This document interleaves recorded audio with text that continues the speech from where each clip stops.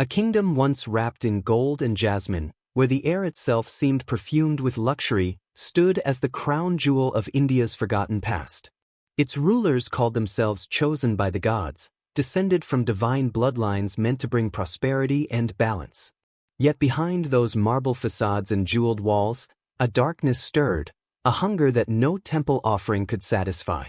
This was the beginning of the most cursed dynasty India ever witnessed, one that did not crumble from war or famine, but from an addiction far more insidious, the intoxication of pleasure.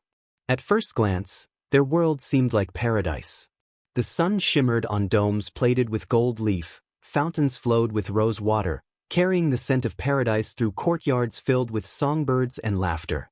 Poets praised their wisdom, artists immortalized their faces, and priests proclaimed them divine.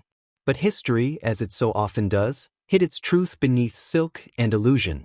For beneath the laughter lay whispers of madness, behind the music were cries no one dared to hear, and under every festival's color hid a sin too bright to name. The dynasty began with dreams of enlightenment. They built temples and palaces in equal measure, believing beauty itself could bridge the human and the divine. Their philosophy was simple but dangerous.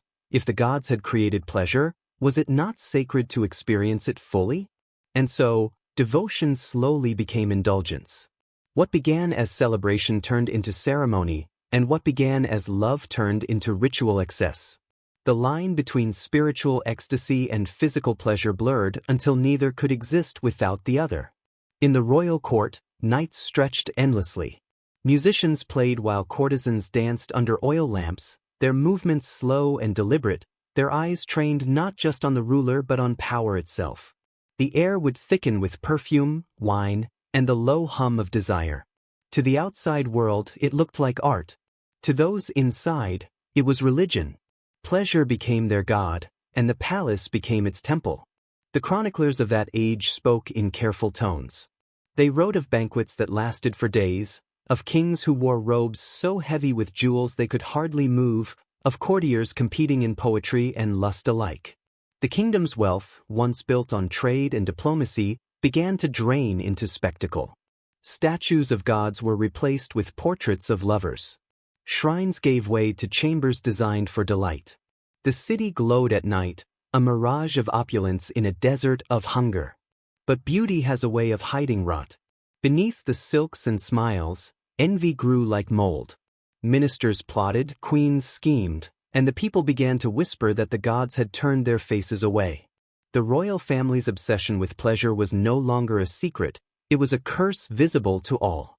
Servants told stories of laughter that echoed from empty halls long after dawn, of strange rituals that defied the old faith, of rulers who would rather taste new sensations than govern their people. Every dynasty begins with belief and ends with arrogance. This one, historians say, forgot the weight of the throne beneath the softness of its cushions. They believed pleasure made them immortal, that as long as they felt divine, they could not fall. But every indulgence has a price, and every paradise hides its serpent. The dynasty's grandeur became its prison, its pleasures its poison. And when ruin finally came, it was not the sword that ended them, but the mirror, showing them the faces they had become. This is the story of a kingdom that drowned in its own perfume, where silk turned to ash and desire to despair. It is not merely a tale of kings and queens but a reflection of something eternal in human nature, the endless hunger for beauty, for ecstasy, for escape. What happens when a civilization worships pleasure more than purpose? When art becomes lust and faith becomes theater? That is the question that echoes through the ruins they left behind, where the scent of roses still lingers faintly in the dust. And so, as the sun sets over the broken domes and half-buried courtyards, the story begins, not of conquest or faith, but of surrender. A dynasty that once ruled in splendor now survives only in legend, its name whispered like a curse, its fate a warning, that no empire, no matter how golden, can survive when its throne is built on pleasure alone. They called it the House of Desire, a dynasty born not merely from conquest, but from seduction itself. In the beginning, their power was not measured by swords or soldiers, but by silk, scent, and the hypnotic rhythm of luxury. The rulers understood something primal about the human heart. that beauty could command obedience more effectively than fear ever could. Pleasure was not their weakness, it was their weapon. And for a time it worked. Kingdoms bowed, poets wept, and enemies found themselves disarmed not by armies, but by invitations to midnight feasts where reason melted like wax under flame. At the core of their philosophy was a dangerous idea, that power could be sustained through enchantment. They built their palaces as illusions of heaven, mirrored halls reflecting endless versions of themselves, fountains shaped like blooming lotuses spilling scented water, ceilings painted with celestial lovers entwined in eternal embrace. Each wall told a story of desire, and each story fed their sense of divinity. Rulers and courtiers moved through these spaces not as men but as gods in human skin, believing that to indulge was to transcend mortality. It began innocently, or so it seemed. A court devoted to poetry and art became a magnet for beauty in all forms. Musicians from Persia, dancers from Bengal, sculptors from the south, all found patronage in this golden world. The early kings saw themselves as philosophers of sensation, blending intellect and indulgence. They believed that pleasure was a path to enlightenment, that one could approach the divine through the ecstasy of the senses. The feasts were not just displays of wealth but rituals, each sip of wine a libation to love, each dance a prayer to the goddess of passion. But beauty, when worshipped, becomes hunger. Soon, the line between spiritual elevation and carnal obsession blurred. The throne room itself transformed into a stage for temptation. Courtesans trained from childhood performed dances that were less art and more invocation, gestures choreographed to awaken both desire and devotion. Their performances became political theater. A ruler's choice of favorite dancer or poet could shift alliances, ignite rivalries, or even decide the fate of provinces. Behind every smile and verse lay hidden wars of seduction. The rulers learned to manipulate affection like generals command armies. When rebellion stirred in the distant provinces, they sent not soldiers, but gifts of silks, perfumes, and jewels, emissaries of pleasure. When a nobleman threatened their authority, he was invited to a private banquet, drowned in luxury until loyalty seemed like gratitude. The court's decadence was not weakness, at least, not yet. It was a system, a philosophy that bound people through desire rather than duty. The dynasty understood that the human heart, once seduced, becomes a willing captive. But as years passed, the elegance grew heavier, the pleasure more elaborate. Banquets no longer ended with dawn, they bled into days of intoxication. The king's laughter grew louder, and the courtiers' eyes duller. Ministers who once advised on war now argued about fragrances and fabrics. The treasury emptied not from conquest but from the cost of maintaining illusion. Foreign emissaries returned to their lands with tales of a court where gold flowed like honey and where the ruler's word was law only within his perfumed walls. Beyond them, the empire was already crumbling. Within the palace, a hierarchy of indulgence formed. The closer ones stood to the ruler's pleasure, the higher one's rank. Poets composed verses that worshipped the king's beauty rather than his wisdom. Dancers competed not in grace but in daring. Even the priests, sensing the shifting power, rewrote rituals to glorify sensual experience. Prayers mixed with perfume, sacred chants set to music that stirred the body more than the soul. Religion and desire merged into one intoxicating language. Psychologically, the dynasty was trapped in its own mythology. The rulers had come to believe that pleasure was the proof of divine favor, that the more they indulged, the closer they came to godhood. They feared simplicity, as if restraint would offend the gods they had created in their own image. In truth, it was not divinity that guided them, but insecurity. Each new ruler felt compelled to outshine the one before, grander feasts, more exotic lovers, rarer jewels. The pursuit of ecstasy became a burden they could not abandon, a cycle that demanded both imagination and destruction. And yet, amid all this, there were moments of haunting beauty.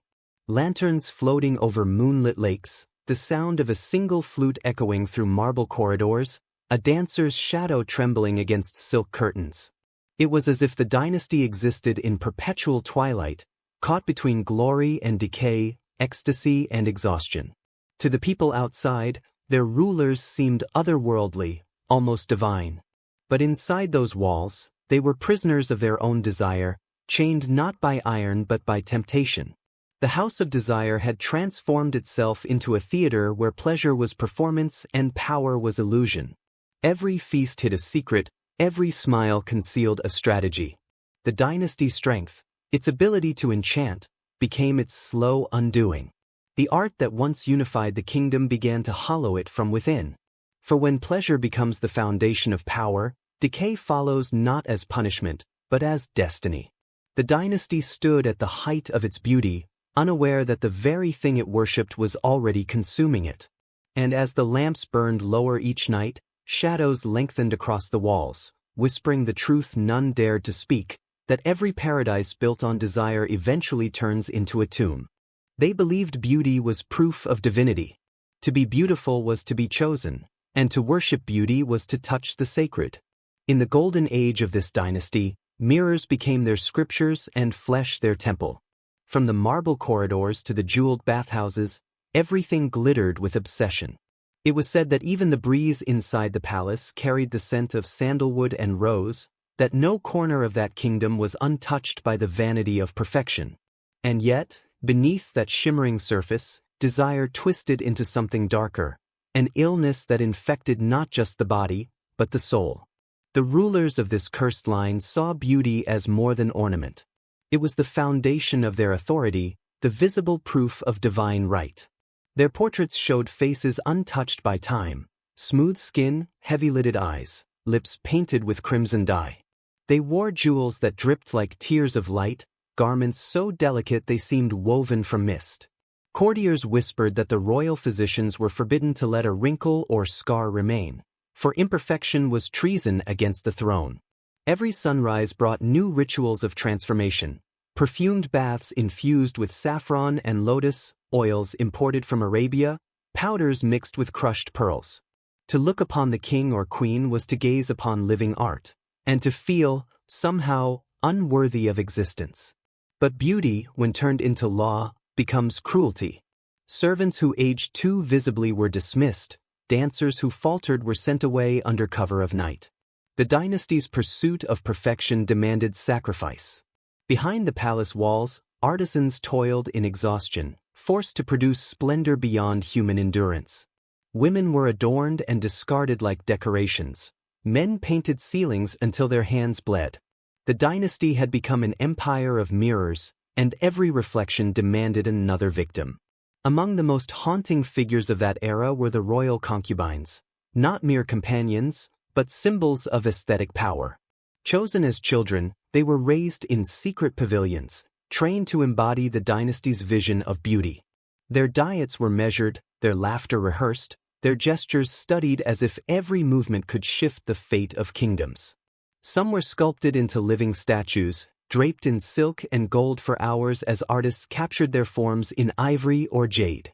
Their beauty was both gift and curse, a crown they could never remove. One chronicler wrote of a night when the king demanded a feast in honor of the living goddess. Hundreds of courtesans stood in a single line, each draped in a different jewel tone, each representing a flavor of pleasure.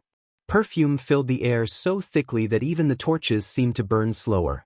The king, intoxicated by the sight, declared that no war, no law, no temple could rival this perfection. In that moment, beauty was not decoration, it was sovereignty. But as dawn broke, he sat alone among the fading lamps, surrounded by faces that looked too much like masks. The illusion had devoured the man beneath it. Psychologically, this obsession was more than vanity.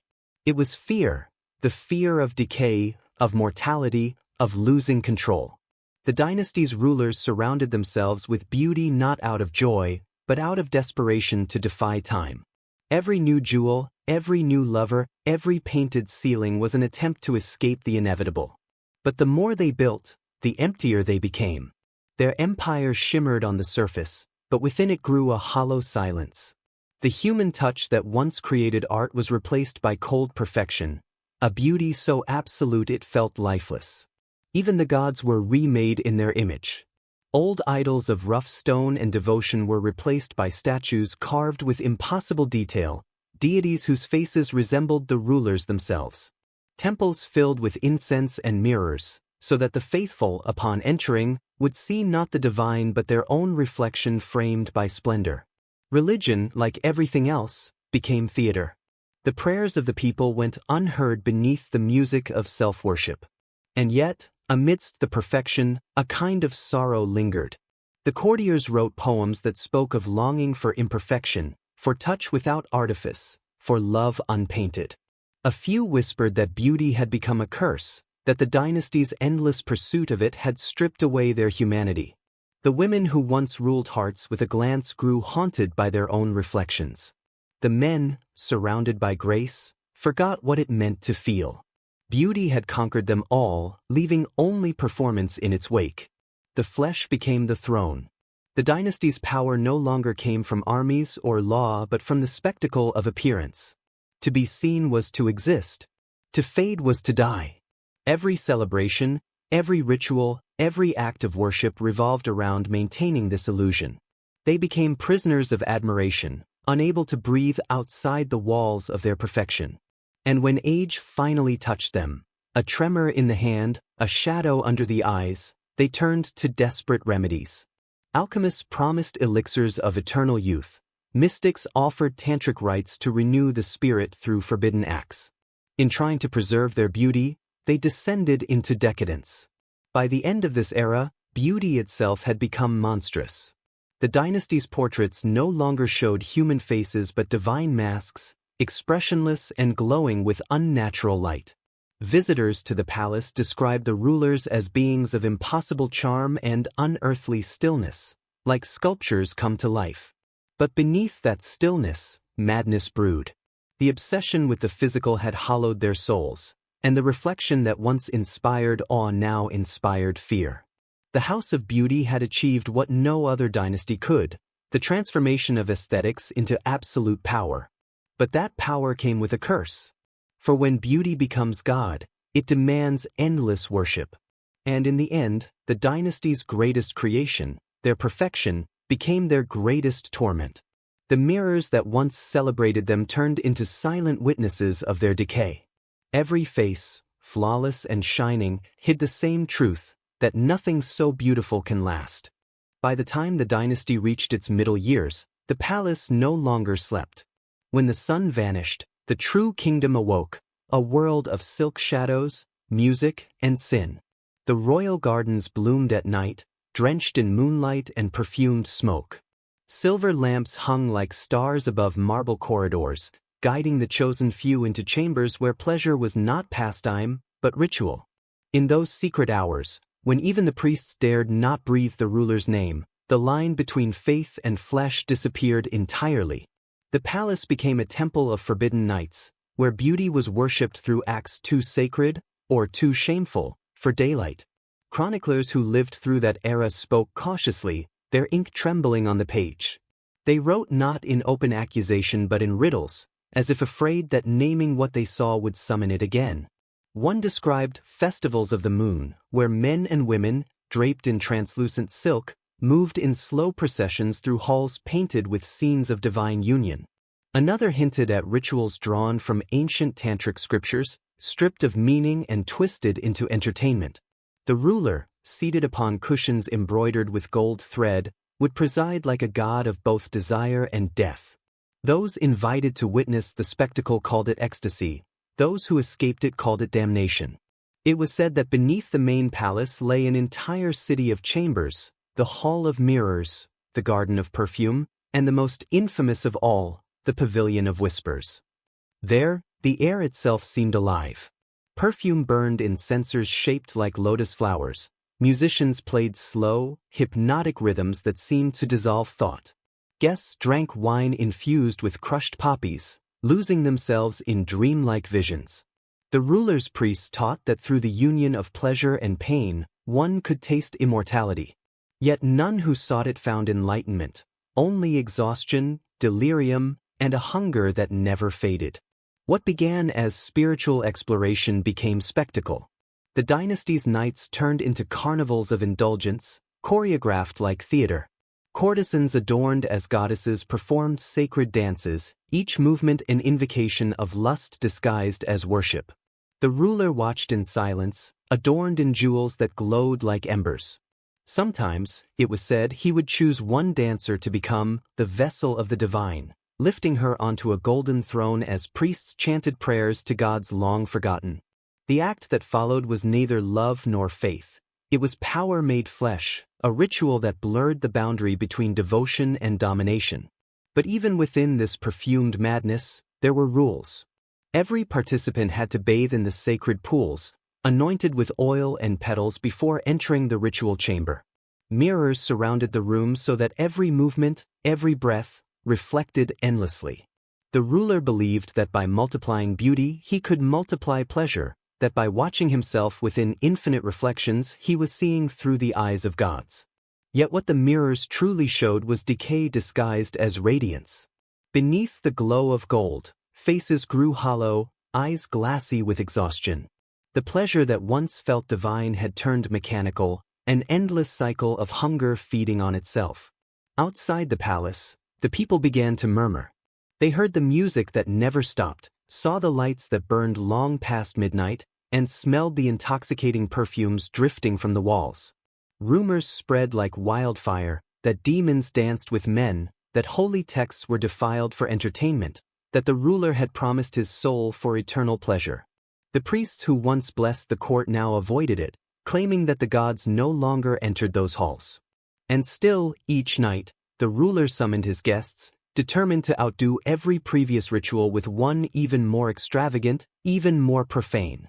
One legend tells of a night of total eclipse. The moon vanished, and darkness swallowed the palace. Instead of fear, the ruler called it an omen of divine union. Candles were lit in every corner, casting flickering light upon walls painted with forbidden scenes. The air grew heavy with incense and anticipation. The ruler, adorned in silver and blood-red silk, stood before his courtiers and declared, "Tonight, the gods descend to taste what we have become." What followed, the chroniclers refused to fully describe. Only that when dawn came, the palace floor was stained with spilled wine and something darker, and that those who attended the ritual never spoke again. From that night onward, something changed in the air of the kingdom. The ruler's laughter grew hollow. His eyes, once radiant, seemed haunted. Servants claimed he began to hear whispers in the corridors, voices of the dead lovers who had danced for him and vanished. He ordered mirrors to be covered, yet could not bear to live without them. Each new night became more desperate, more frenzied. What had once been about pleasure became a defiance of mortality, a futile struggle to feel alive amid spiritual decay. The rituals continued, but they no longer promised transcendence. They were acts of denial, each one an attempt to escape the emptiness consuming the court. Psychologically, the dynasty had reached the point of no return. Pleasure had become punishment, indulgence had become addiction. The ruler's body weakened, yet his appetites only grew more reckless. The courtiers followed suit, seeking escape from the hollowness that filled their days. It was said that those who attended the forbidden nights began to see visions, hands emerging from the shadows, eyes watching from behind curtains, the scent of perfume turning suddenly to rot. Whether these were hallucinations or hauntings, no one could say. But fear, once absent, had finally returned to the palace, not of death, but of what they had become. In time, the forbidden nights turned quieter. The music slowed, the dances lost their grace, and the laughter faded into uneasy silence. The dynasty's greatest secret, its worship of pleasure as God, had begun to devour itself. The ruler who once commanded every desire now found himself its prisoner, surrounded by ghosts of beauty and memory. And in the heart of the palace, in that vast labyrinth of mirrors, he stood alone, staring at his reflection until it no longer looked human. Thus ended the age of sacred ecstasy. What was once divine ritual had become desecration. What was once pleasure had turned to punishment. The dynasty had crossed the threshold where sin no longer shocks and virtue no longer matters. And in that crossing, they sealed their fate. The forbidden nights continued only in whispers and memory, their echoes lingering in the crumbling corridors of the palace. a reminder that when mortals play God in pursuit of pleasure, even the heavens turn away. They called them queens, concubines, enchantresses, and sinners, the women who ruled not by crown or sword, but by the dangerous grace of desire. In the heart of the dynasty's golden labyrinth, they were both the flame and the moth, revered and ruined in equal measure.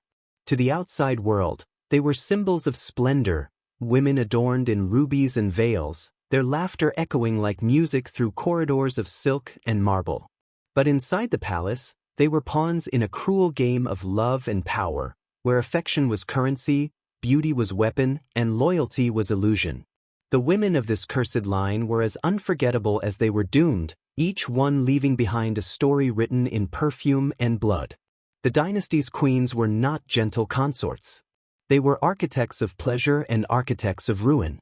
Some came from noble families, married into power for alliance or survival. Others were dancers, poets, or temple women whose beauty caught a ruler's eye. But once they crossed the threshold of the palace, their lives ceased to belong to them. Each woman was reshaped by the court's relentless pursuit of perfection, painted, perfumed, trained to please, yet constantly watched. In that world, beauty was both armor and cage. They learned to move like water, soft enough to soothe, sharp enough to drown. Among them was one who became legend, a queen so intoxicating that poets called her the living moon. She ruled the ruler's heart completely, her every glance capable of turning peace into chaos. She was said to bathe in milk scented with sandalwood, her skin glimmering in torchlight as if carved from light itself. Yet behind her serenity lay cunning. She used her beauty as diplomacy, her affection as strategy. When ministers opposed her influence, they were found exiled, or worse, vanished. Under her reign, the palace became a theater of intrigue, where whispers were daggers and a smile could kill. Her power was not granted, it was taken, wrapped in silk and deceit. But power in that court was as fragile as perfume in the wind. For every queen who ruled through charm, another waited in the shadows, ready to replace her.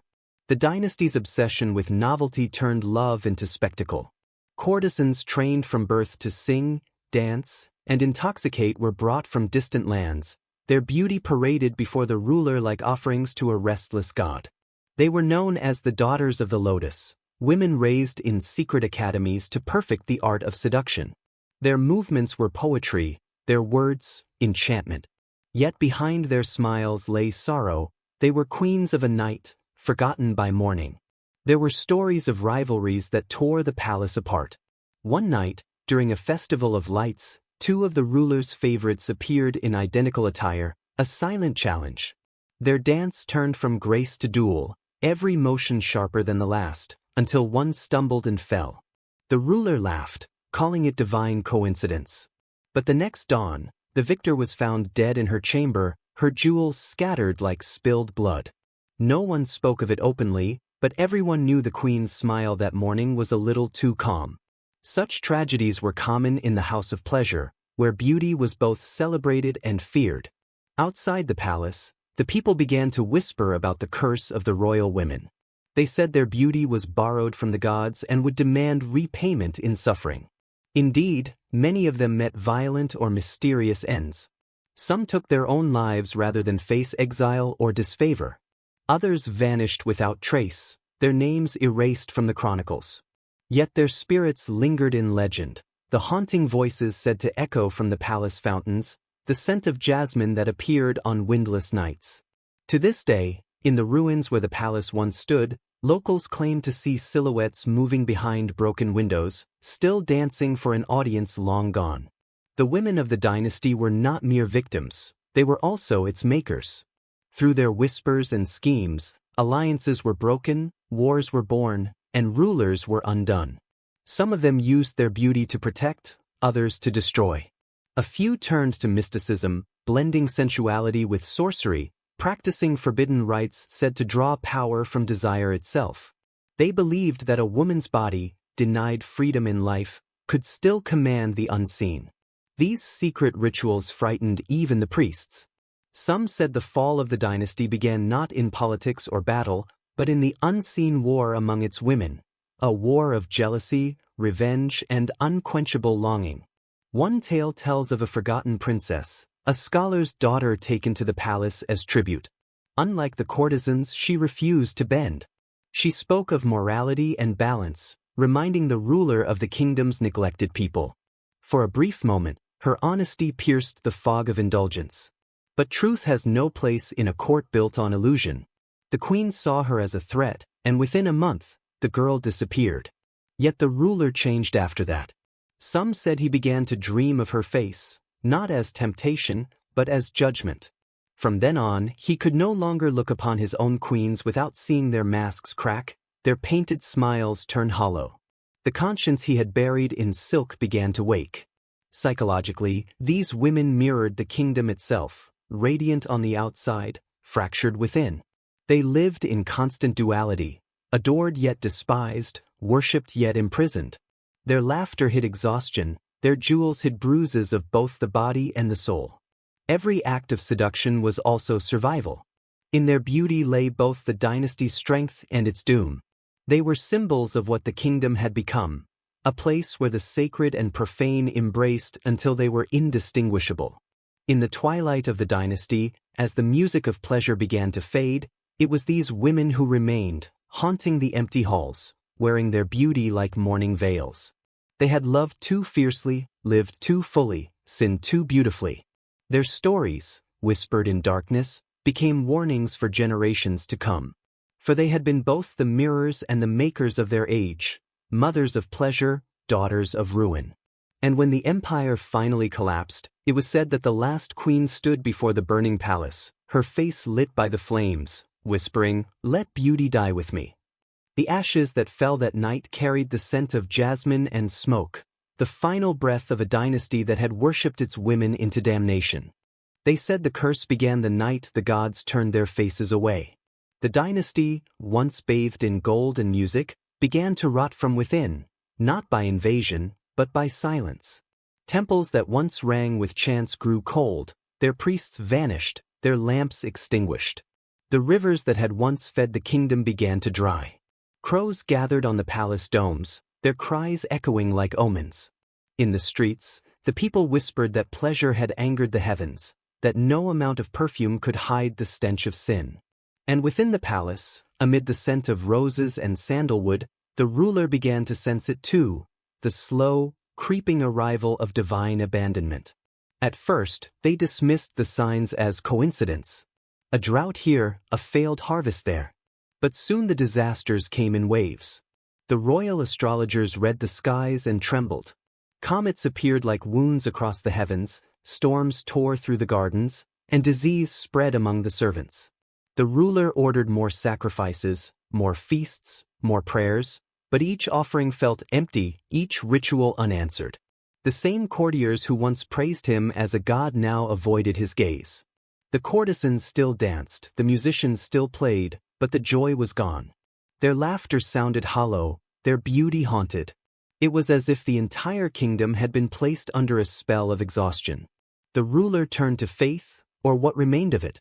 Priests were summoned from distant lands, mystics promised deliverance, and rituals of purification were conducted in secret. But none could cleanse what the dynasty had become. The people outside the palace walls suffered, famine spread like fire. Yet the court, addicted to its own illusions, continued its feasts even as hunger stalked its borders. They believed that if they could drown reality in pleasure, it would cease to exist. But the gods, it seemed, had grown tired of watching. It was then that the omens grew darker. The sacred river that once flowed beside the palace turned red, perhaps from the dyes of the silk workshops upstream, perhaps from something else. The priests called it a warning. The ruler called it beauty. But the people saw it as proof that the curse had arrived. In one chilling account, a storm shattered the main temple's dome, and the great idol within was found headless the next morning. The priests fled, saying the divine had abandoned their image. And from that moment, faith itself became a rumor, a memory that no one dared to speak of aloud. Inside the palace, madness bloomed. The ruler began to have visions, shadows that whispered in his sleep, faces of long-dead lovers appearing in mirrors. He claimed to see a figure standing at the end of every corridor, a veiled woman, her hands dripping with perfume and blood. The courtiers said nothing, but fear crept through the marble halls like smoke. Ministers began to disappear. Servants whispered of secret burials in the royal gardens. The once perfect palace was now filled with strange sounds, footsteps where no one walked, laughter in empty rooms. As the dynasty's spiritual decay deepened, so did its political collapse. The nobles, disgusted or afraid, began to defect. Trade routes failed, the treasury emptied, and neighboring rulers circled like vultures. Yet within the palace, denial persisted. The ruler doubled the feasts, commanded new performances, ordered jewels to be melted into sculptures of himself. He believed that beauty could still shield him from ruin, that if he could dazzle the gods, they might forgive his sins. But beauty no longer answered him. The mirrors that once reflected his perfection now showed a face aged beyond recognition. The people's anger turned to rebellion. Once, they had adored their ruler as a living deity. Now they spat his name. The markets closed, the streets filled with riots, and soldiers refused to fight. The dynasty's banners, once symbols of majesty, were torn down and burned. Even nature seemed to rebel. A locust swarm blackened the skies, earthquakes split the marble courtyards, the sacred lake dried into dust. Legends say the palace elephants, once trained to kneel before the throne, broke free and trampled through the city, as if driven mad by the same curse that consumed their masters. Psychologically, the ruler's decline mirrored the empire's. The more his world crumbled, the more he clung to pleasure as salvation. He began to host solitary banquets, feasting before empty seats, speaking to invisible guests. In his dreams, he saw the faces of those he had destroyed, queens, courtesans, rivals, smiling with divine pity. The guilt he had buried beneath silk and gold now surfaced like a ghost that could not be exorcised. The once mighty ruler was reduced to a trembling shadow, addicted not to pleasure but to the memory of it. Meanwhile, the palace itself began to change. The walls cracked, the fountains dried, and the once bright murals faded into ghostly outlines. The courtiers who remained lived like prisoners, haunted by superstition. They lit candles before mirrors to keep away the shadows, recited prayers in forgotten languages, and avoided sleeping near the king's chambers, where screams were often heard at night. Outside, disease devoured the city. Inside, decadence decayed into despair. The dynasty was no longer alive. It was decomposing beautifully and silently.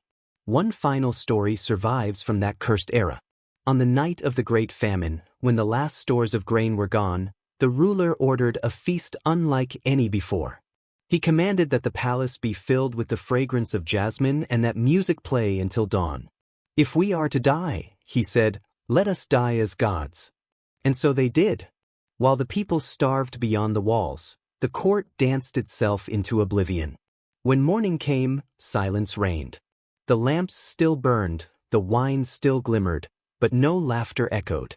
Some said the ruler was found on his throne, his face serene, a goblet still in hand. Others swore his body was never found at all. Thus unfolded the curse of the dynasty, not a punishment of wrath, but of consequence. They had turned pleasure into faith, and when faith was gone, pleasure devoured them. The gods did not strike them down, they merely stepped aside and watched as the dynasty destroyed itself. The silence that followed was not divine anger but divine absence. In their endless hunger for beauty, they had forgotten the simplest truth, that even the sweetest rose wilts when cut from its root. And so the kingdom that once shimmered under moonlight became a mausoleum of echoes. The gardens overgrew, the fountains turned to dust, and the golden domes blackened with age. All that remained were whispers of music carried by the wind and the faint scent of perfume that lingered long after the living were gone. The gods had indeed turned away, leaving behind a paradise that had drowned in its own pleasures, a reminder that when mortals crown desire as divine, divinity disappears forever.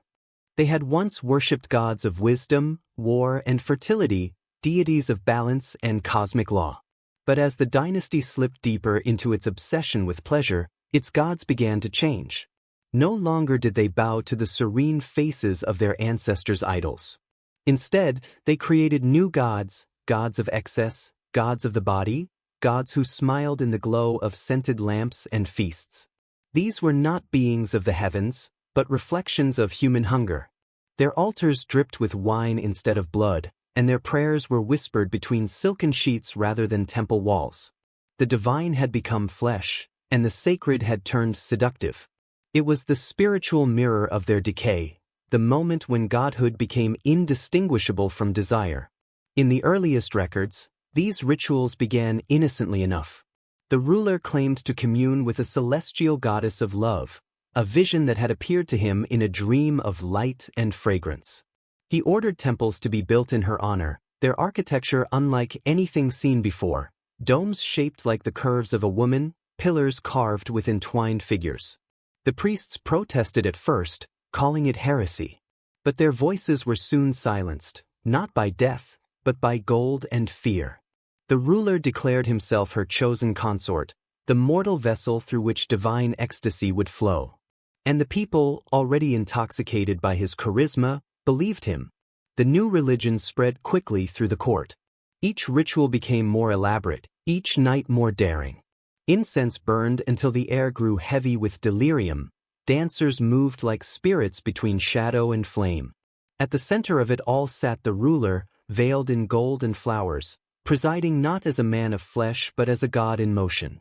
Pleasure was no longer sin, it was sacrament. The act of desire became a form of worship, and the boundary between temple and bedroom dissolved completely. Soon, this spiritual intoxication spread beyond the palace walls. The nobles built their own shrines, seeking divine favor through indulgence. The streets filled with processions that blurred the line between devotion and debauchery.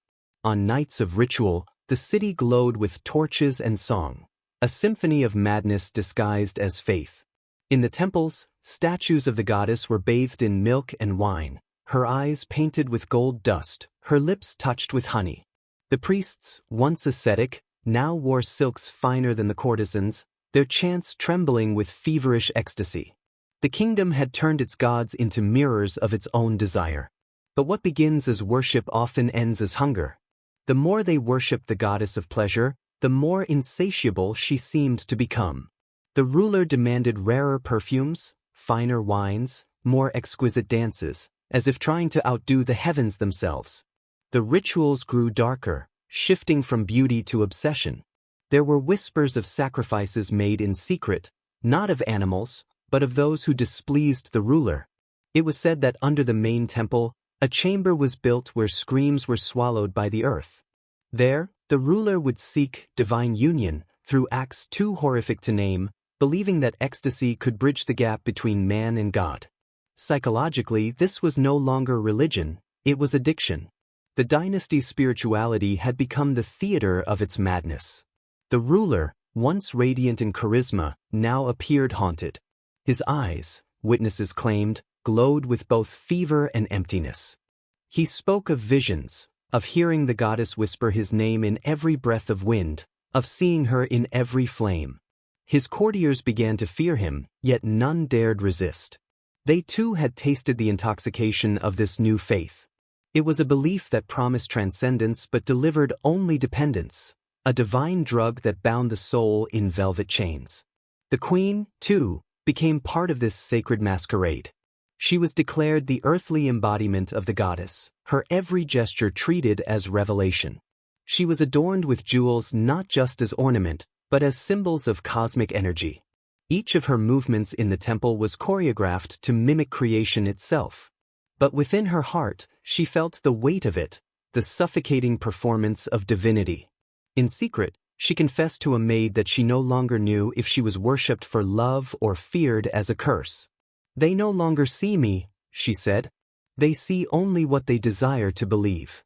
As the rituals intensified, the line between ecstasy and agony disappeared.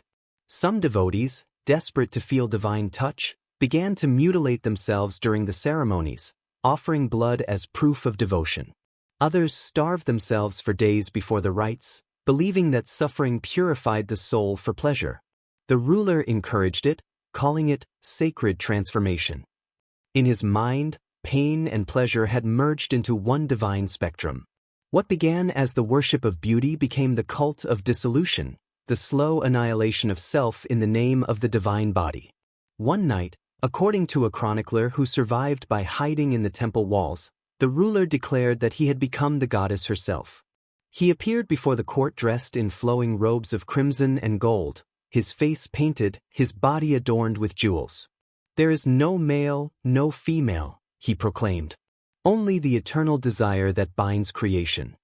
What followed was a ritual so shocking that even the most loyal priests recoiled.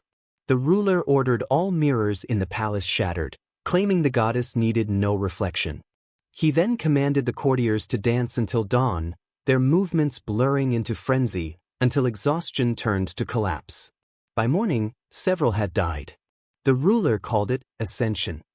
The empire's religion had become its undoing. Once a source of unity, it now devoured itself from within. Temples fell silent, priests fled or went mad. The people, once believers, now feared their own gods. They whispered that the goddess had grown jealous of her mortal imitators and cursed them with insatiable hunger, that she was punishing the dynasty for trying to possess what should never be owned. In truth, it was not divine wrath but human folly. They had mistaken their desires for destiny, their pleasures for prophecy. From a psychological lens, this final transformation revealed the dynasty's deepest truth. It was never ruled by faith, but by fear of emptiness. The ruler's need to become divine was a refusal to face mortality, to admit that even the most powerful are bound by decay. Pleasure had been his temple, and indulgence his prayer, but every god built on flesh eventually crumbles. The dynasty's religion was a reflection of its ruler's mind, radiant, fragile, and desperately afraid of silence. In the end, when the temples burned and the idols cracked, the people said they heard music in the smoke, faint, mournful, like the echo of a vanished god. Perhaps it was imagination. Or perhaps it was the last breath of the goddess they had created, a deity born of desire, dying in the ashes of her worshippers. The ruler, they say, vanished that same night, leaving behind only a robe soaked in perfume and blood. Whether he was taken by the goddess or destroyed by his own madness, no one knows. But the scent of his final ritual lingered for weeks, a haunting reminder of the night when man became God, and God became nothing. Thus ended the faith of pleasure, not with blasphemy, but with exhaustion. The dynasty's gods, once radiant with beauty, had become mirrors of decay. And when the last temple fell, the people learned too late that divinity cannot be born from desire alone. For the moment a man crowns his hunger as holy, he ceases to worship the divine, and begins to worship his own ruin. The empire had burned before, by war, by famine, by betrayal, but never like this. This was not the fire of invasion or rebellion. This was an inward burning, slow and relentless, consuming the dynasty from within. What had once been gilded corridors filled with laughter became silent halls of shadows. Servants disappeared first, then musicians, then guards. The golden gates, carved with scenes of divine ecstasy, hung ajar, peeling and faded. The dynasty that once believed itself immortal was rotting quietly, its beauty preserved only as a mask over decay. By this point, cruelty had become routine. What had shocked the world in the past was now expected. What had been forbidden became ritual. The ruler's obsession with indulgence grew ever more extreme, and the courtiers, trained in mimicry, began to mirror his madness. The palace's chambers, once designed for pleasure, transformed into theaters of punishment. Servants and ministers were made to kneel for hours, to drink wine mixed with ash, to endure physical and psychological humiliation for daring to exist. One poet who dared to lament the lost virtues of the kingdom was buried alive beneath the throne room floor. The ruler called it returning art to the earth. As cruelty multiplied, it fed upon itself. Rivalries among courtiers became deadly games. Whispers turned into executions. Underground chambers, once storerooms for perfume and treasure, became what later chroniclers called halls of silence. No one who entered these rooms was ever seen again. The air of the palace grew thick with iron and incense, the scent of blood and decay mingling with fragrance. The empire's decay was not only physical but psychological. The ruler, unable to face guilt, sought to destroy everything that reminded him of his own humanity. Compassion was outlawed, mercy was erased. Beauty, once celebrated, became grotesque. Historians today describe the dynasty's collapse as a form of cultural narcissism, the point at which a society becomes addicted to its reflection, unable to distinguish indulgence from meaning. The ruler sought to freeze time in perpetual splendor, adorning the palace with illusions of perfection while the world around him collapsed. Mirrors multiplied endlessly, but each reflection revealed only decay. The more he worshipped himself, the more the palace devoured the living. By the final months, fear, hunger, and exhaustion had replaced awe and reverence. Legends describe the last festival of the dynasty, known as the Festival of Mirrors. The ruler summoned the remaining nobles to a hall lined entirely with polished glass. Guests dressed in gold feasted while their infinite reflections shimmered around them. In the center, the ruler sat silent, observing their devotion, then ordered every mirror smashed. "Let the illusion end," he whispered. But only shards remained, reflecting 100 fractured faces, each one echoing the empire's collapse. Outside, rebellion had already ignited. The starving populace rose, torches in hand, setting the city aflame. Temples were looted, statues toppled, the streets filled with fire and smoke. And yet, the ruler did not flee. Witnesses claimed he watched the destruction from his balcony, expression calm, almost detached, as if the fall he had feared for centuries was the fulfillment of prophecy. Some said he laughed, a hollow sound that silenced even the chaos below. Others swore he whispered prayers to himself or to his reflection. The final night, chroniclers report, was both magnificent and horrific. The ruler ordered every lamp lit brighter than ever before. Musicians played until their instruments broke. Dressed in white robes embroidered with gold, he raised a cup and proclaimed, "Let there be no tomorrow." Then, with a measured smile, he dropped a torch. Flames raced along the tapestries, consuming silk, jewels, and bodies. The palace, the dynasty, and its illusions burned together. Some claim he perished in the fire, others say he vanished, leaving behind only a robe soaked in wine and perfume. The collapse was not only political but existential. The dynasty's sin was not merely indulgence. It was the belief that pleasure could replace purpose, that beauty could outshine time. Their empire fell because it mistook indulgence for immortality. Fire and chaos merely revealed the truth. Without meaning, even the grandest creations decay. Their downfall was inevitable, not because of enemies, but because they had surrendered to themselves. Long after, the ruins remained untouched. The land lay barren, rivers dried, temples crumbled. Locals avoided the capital, fearing the remnants of the curse. Travelers reported strange phenomena: flickering lights, phantom processions, laughter drifting on the wind. Whether ghosts or echoes, it seemed the palace's last moments were replaying themselves endlessly, a warning carved in stone and fire. The dynasty's story is a mirror for all civilizations. It demonstrates what happens when desire replaces wisdom, when cruelty becomes normalized, when beauty is worshipped without balance. Power, indulgence, and vanity can intoxicate not just individuals, but entire societies. And when unchecked, these forces will consume even the grandest empire from within. In its final moments, the palace became a mausoleum of illusions. The rulers, courtiers, and citizens were trapped in a theater of their own making, a world where cruelty was art, indulgence was ritual, and reflection became prison. And when the fire came, it was not vengeance from without, but consequence from within. The dynasty had made itself its own executioner. The silence that followed was unbearable. Birds no longer sang in the palace gardens. The wind carried only faint traces of burnt sandalwood. Generations later, new civilizations rose on the same land, yet none dared rebuild the palace. Its ruins stood as a warning, a monument to the dangers of excess, a reminder that indulgence without conscience will eventually devour its worshippers. The dynasty's story remains timeless. Its fall was not merely an event, but a reflection of human nature.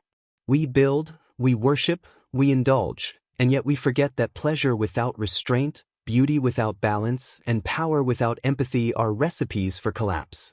Their ruin is cautionary, not sensational, a lesson etched in stone, flame, and memory. And so, the palace that once glittered with light and music now whispers a singular truth. When cruelty becomes glory and pleasure becomes faith, the only God left to worship is ruin itself. The ruins still whisper. When the wind moves through their broken corridors, it sounds like voices, faint, distant, almost human. The locals call it the Palace of Shadows, and no one lingers there after sunset. They say the air smells faintly of sandalwood and something else, something ancient, something that once burned bright and beautiful before it died. Centuries may have passed, but the memory of that cursed dynasty lingers, heavy as dust in the air. Once, this was a world of music, silk, and fire. The dynasty had built a heaven for itself, a paradise of flesh and gold. Now it lies in ruin, columns fractured, murals faded, fountains dry. Archaeologists who study the site describe it as hauntingly symmetrical, designed by minds obsessed with perfection.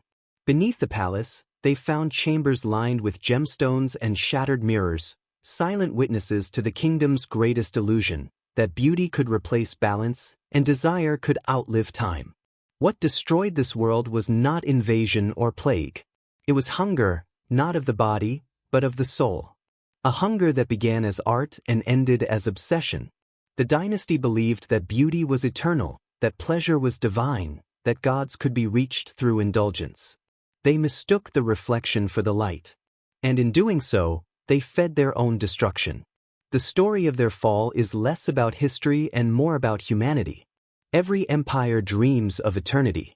Every ruler believes their splendor will outlast decay. But the truth is always the same. Civilizations die the moment they begin to worship themselves. The dynasty's tragedy was not that it loved beauty too much, but that it forgot why beauty mattered. It replaced meaning with appearance, virtue with spectacle, love with indulgence. What began as reverence became addiction. In the last days, even as their city burned, the rulers still believed they were gods. They danced as the flames rose, dressed in silk and gold, drinking wine over the ashes of their people. To them, the end was not a punishment, it was a performance. They mistook the roar of destruction for applause. It is said the last ruler vanished into the fire willingly, whispering, "Let beauty die with me." And perhaps that was mercy, for he had already destroyed everything else. The people who came after built nothing on that land for generations. They feared it was cursed, not by gods, but by memory. Travelers spoke of lights flickering among the ruins at night, of faint laughter drifting through the wind, of music that faded just as it was heard. Whether those were ghosts or echoes of the past, no one could say. But perhaps both are the same.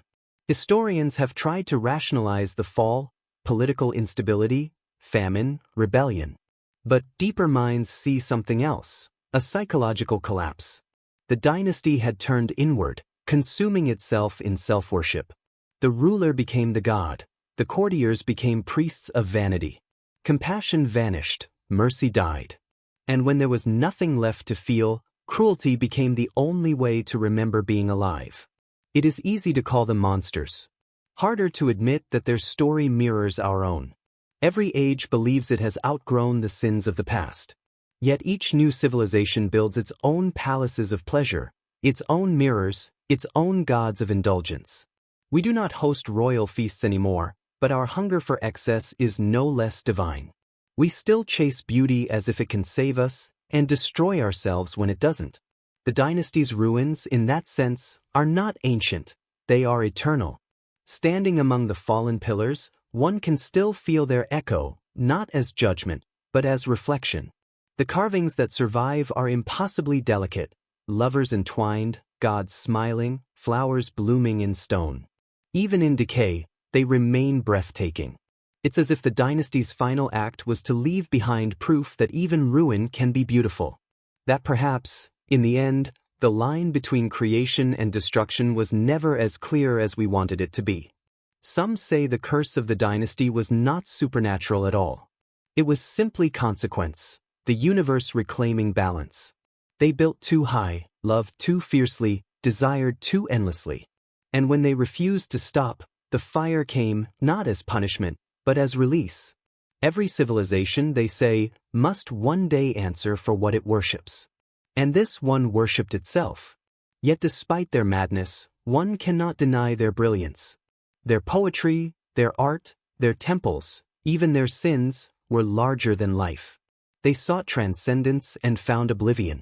But in their failure lies a strange kind of triumph. They revealed, perhaps more clearly than any other, the true face of humanity, brilliant, fragile, self-destructive, divine. As the sun sets over the ruins, the stones turn gold again, just for a moment. It's as if the dynasty breathes once more, its ghost rising in light. Then, as darkness falls, the illusion fades, and only silence remains. Maybe that is how history heals, by allowing beauty to die quietly, without apology. A philosopher once said that civilizations do not fall, they fade into myth. The dynasty has done just that. It lives now not in stone or scripture, but in the human psyche, as warning, as fascination, as reflection. Every artist who loses themselves in their own creation, every ruler who confuses pleasure with purpose, every soul who believes desire can replace meaning, they all walk, unknowingly, through the ruins of that same palace. And so, as the final frame fades, the narrator's voice softens, calm, sorrowful, eternal. They built a paradise from desire and drowned in it. They crowned beauty as God and were consumed by their own reflection. All that remains now is silence, the silence of what was once divine and what was always doomed. The screen darkens. The music fades. Only a single whisper lingers, a question that echoes through every fallen empire, every haunted ruin, every heart that has ever loved beauty too much. If desire can build gods, why does it always destroy the worshipper?